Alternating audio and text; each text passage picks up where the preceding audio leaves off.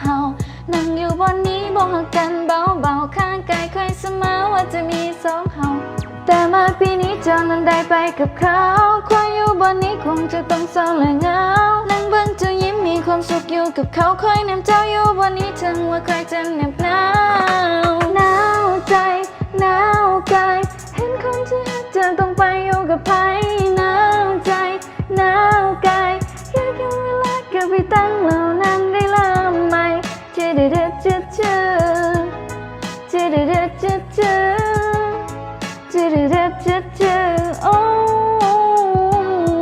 มัวย่างเข้ามาเอามือมาตบบ่ามันบอกว่าต้องสนใจกับคนที่มันบ่เห็นค่าคนที่เขาบ่ฮักเขาเลยเฮ็ดให้เขาเสียน้ำตามันบอกบ่เป็นอย่างเสียวกูอยู่ข้างมึงตลอดเวลา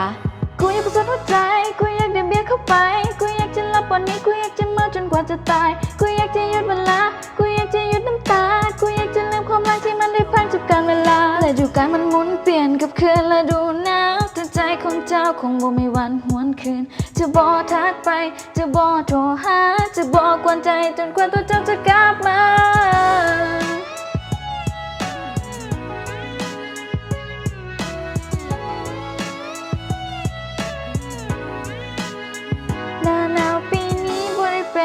เก่า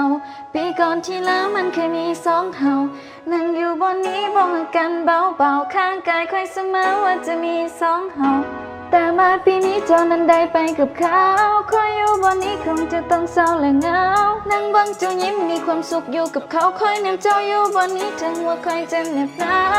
วและดูการมันหมุนเปลี่ยนกับคืนและดูหนาวแต่ใจของเจ้าคงบ่มีวันหวนคืนจะบ่ทักไปจะบ่โทรหาจะบ่กวนใจจนกว่าตัวเจ้าจะกลับมา